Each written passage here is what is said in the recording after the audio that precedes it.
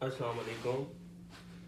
आज का जो हमारा टॉपिक है वो है कॉन्स्टिट्यूशनल केसेस, जो कि लीडिंग केसेस जिनको कहा जाता है regarding the law gate. Law gate के वाले से ये मैं एक छोटा सा क्लिप बना रहा हूँ आप लोगों के लिए, लॉ गेट एस्पायरेंट्स और सी लॉ एस्पायरेंट्स के लिए।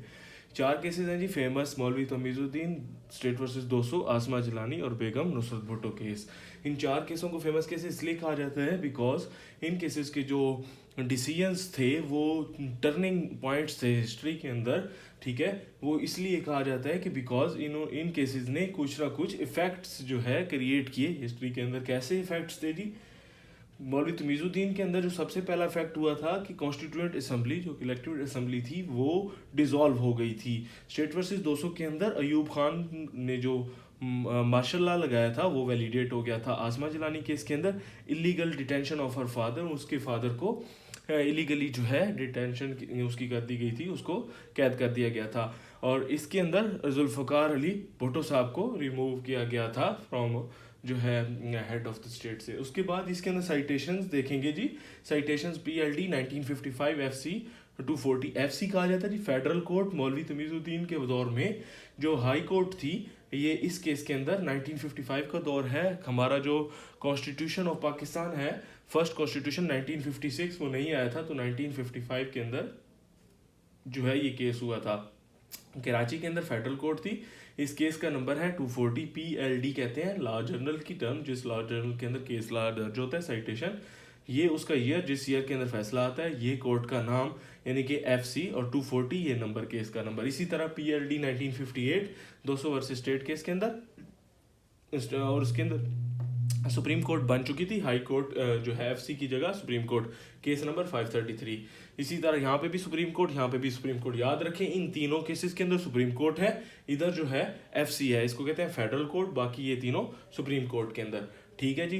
अब आपने याद करना है असेंडिंग ऑर्डर में 1955, 1958, 1972, 1977। तो याद रखें मौलवी तमीज़ुद्दीन, 200, आसमा जिलानी और नुसरत भुट्टो। 55, 58, 72, 77 यानी कि असेंडिंग ऑर्डर में हम जा रहे हैं। ठीक है। उसके बाद जजेस कौन कौन थे इन 2 केसेस के अंदर? सेम जज था, यानी कि chief justice Mohammad Munir, chief justice Mohammad Munir. याद रखें चारों केसेस के फैसले जो थे चीफ जस्टिस ने सुनाए थे। ठीक है, तो सारे चीफ जस्टिस थे, लेकिन ये 1955 से 1958 ये चीफ जस्टिस मोहम्मद मुनीर का दौर था, तो ये दोनों फैसले चीफ जस्टिस मोहम्मद मुनीर ने सुनाए। जबकि यहाँ पे chief justice Hamoodur Rahman commission, जब 1971 में पाकिस्तान अलग हुआ था, उस टाइम का जो दौर का चीफ जस्टिस था। उसके बाद चीफ जस्टिस अनवारुल हक। ठीक है।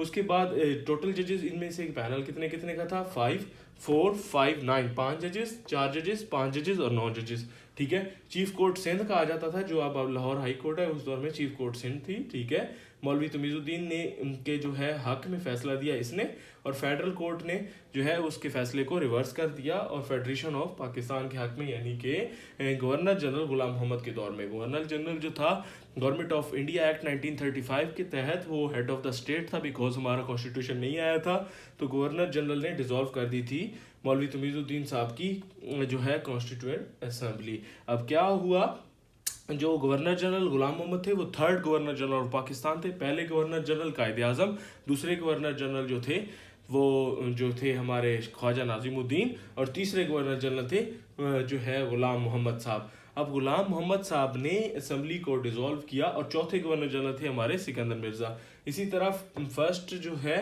ये जो मौलवी तमीज़ुद्दीन साहब थे, ये second speaker of constitution assembly थे। ठीक है। 2 रिटें की थी इन्होंने, रिट ऑफ मैंडामस और रिट ऑफ कोवरेंटो। याद रखो section 223A government of India act के तहत चीफ कोर्ट को इख्तियार है कि वो रिट जारी करे, लेकिन गवर्नर के दस्तखत के बगैर रिट जारी नहीं हो सकती थी। गवर्नर के खिलाफ केस था, उसने जो है दस्तखत नहीं किए, तो जो है इसके हक में फैसला नहीं हुआ। 200 के केस के अंदर जो था लाहौर हाई कोर्ट ने 200 के जो है हक में फैसला किया, जबकि सुप्रीम कोर्ट ने गवर्नमेंट ऑफ पाकिस्तान की फेवर में फैसला किया।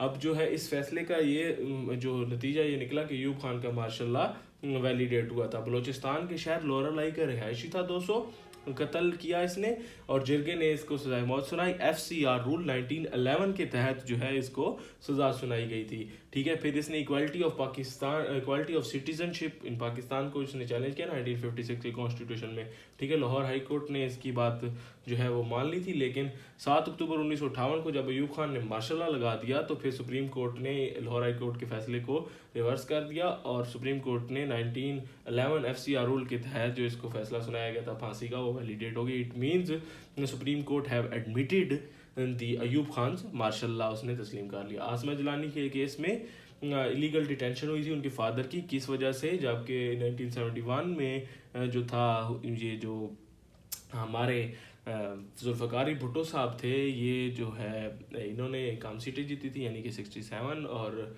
जो थे शेख मुजीबुर रहमान उन्होंने ज़्यादा सीटें जीती थी। तो जब इन्होंने पाकिस्तान को अलग करने की बात की और ईस्ट पाकिस्तान और वेस्ट पाकिस्तान को अलग किया, तो फिर इन्होंने ख़ुद को विदाउट इलेक्शन जो है head of the state declare कर दिया और उस दौर में 1971 में first civil martial law administrator इनको कहा गया। और उसके बाद जो है इन्होंने 1973 में एक इंटरिम कॉन्स्टिट्यूशन दिया, उसके बाद इन्होंने फुल कॉन्स्टिट्यूशन दे के उस खुद को वज़ीर आज़म डिक्लेयर कर दिया। जबकि आसमा जिलानी की फ़ादर और जो है अल्ताफ़ गोहर जो है आसमा जिलानी जो थी उनके फादर और जरीना गोहर के जो हस्बैंड थे अल्ताफ़ गोहर, इन दोनों को जो है इलीगली तौर पे डिटेंशन इनकी की गई, इनको कैद कर दिया गया बिकॉज इन्होंने जो है रिवॉल्ट किया against the illegal act of Zulfikar Ali Bhutto. उसके बाद जी सुप्रीम कोर्ट के ख़िलाफ़ केस करती है नुसरत भुट्टो, जुल्फ़िकार अली भुट्टो की बीवी, ठीक है। वो असल में चीफ़ ऑफ आर्मी स्टाफ के ख़िलाफ़ केस था और सुप्रीम कोर्ट जो है वो जो है उसके जो है फैसले को ख़त्म करती है इस तरीके से कि वो कहती है कि एट अ टाइम जो है ज़ियाउल हक साहब जो है वो चीफ़ मार्शल लॉ एडमिनिस्ट्रेटर भी हैं और चीफ़ ऑफ आर्मी स्टाफ भी हैं, तो इनके पास जो है ये हक है कि ये जो है ऑर्डर जारी कर सकें। तो इन्होंने रिट ऑफ हैबियस कॉर्पस के तहत जो है ये जो है केस किया था। तो ये हमारे MCQs बेसिक पॉइंट्स हैं जी। इनमें से कोई भी क्वेश्चन आपसे पूछा जाए तो आप इसको इजीली पिक कर सकते हैं, ठीक है। ये 4 फेमस केसेस हैं। लॉ गेट की प्रिपरेशन के लिए चैनल को सब्सक्राइब करें, लाइक करना मत भूलें, ठीक है। थैंक यू सो मच जी, अल्लाह हाफिज़।